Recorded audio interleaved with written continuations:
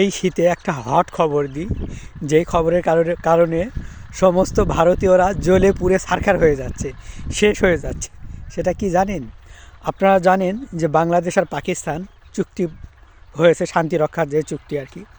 আর শুধু এখানেই নয়, যদি বাংলাদেশ নিয়ে বার্গেনিং করে, ভারত যদি বাড়াবাড়ি করে, তাহলে পাকিস্তান মিসাইল মারতে ভারতে দুবার ভাববে না।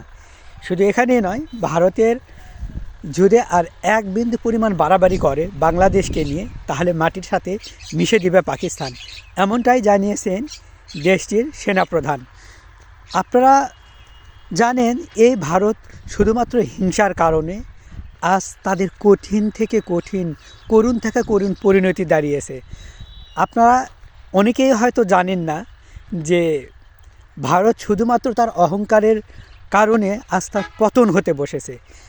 দেখছেন না, ওরা বাংলাদেশে কখনো পতাকায় আগুন দেয়, কখনো মিথ্যাচার করে বেড়ায়। মিডিয়াগুলো এত মিথ্যা বলে যে যদি সারা পৃথিবীতে মিথ্যার জন্য পুরস্কার দেওয়া হয়, তাহলে একমাত্র ভারত পাবে, এর মধ্যে কোনোই সন্দেহ নাই।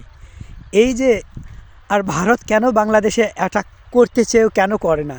কারণ ভারত জানে যে তার কপালে শনির দশা রয়েছে, যে বাংলাদেশ কী জিনিস। 1971 সালে যেরকম বাংলাদেশ তার তার যে একটা মানে জোর ক্ষমতা কি দেখিয়ে দিয়েছে, নতুন করে দেখাতে গেলে ভারত তো একেবারে বাংলাদেশের নামেই হয়ে যায় আর কি। আপনারা জানেন ভারত যদি এবার বেশি লাফালাফি করে, পাকিস্তান থেকে সরাসরি অ্যাটাক করবে ভারতের উপরে। এবং ভারত কিন্তু আক্রমণ করার জন্য কিছুটা পদক্ষেপ নিয়েছে বাংলাদেশে। তারই মধ্যে যেটা একটা ছিল সেনাবাহিনী গুলি খাওয়ার নাটক। এরা তো আবার নাটক কম মানে বেশি পারে। আপনারা অবাক হবেন, এত কিছুর পরেও ভারতের লজ্জা চক্ষু নাই বললেই চলে। এদের চামড়া নাই গায়ে, বুঝতে পারছেন?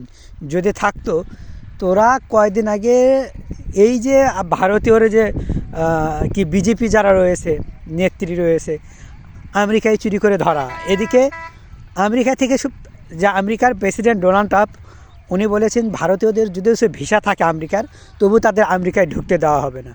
মানে ভারতের চতুর্দিক থেকে যেন বিপদ ঘনিয়ে আসছে।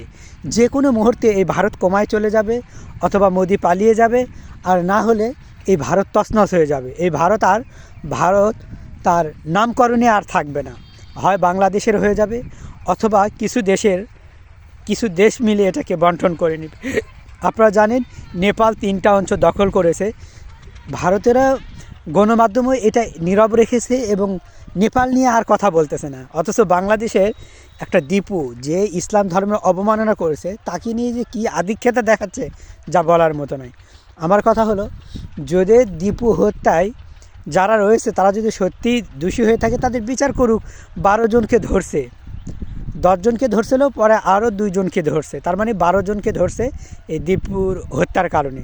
তাহলে আমার প্রশ্ন হলো, একটা দীপু হত্যায় যদি এত কিছু করে ফেলে দেয়, তাহলে ভারতবর্ষে হাজার হাজার মুসলমানদেরকে মারা হয়েছে, খুন করা হয়েছে, নির্যাতন করা হয়েছে, গুম করা হয়েছে, তাদের বিচার কে করবে?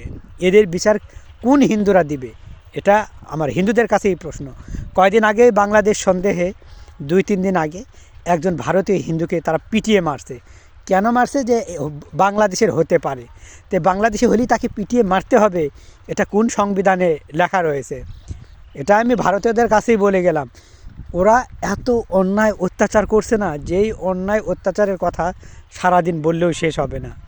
হতে পারে এই অহংকারই তাদের পতনের মূল কারণ হয়ে দাঁড়াবে।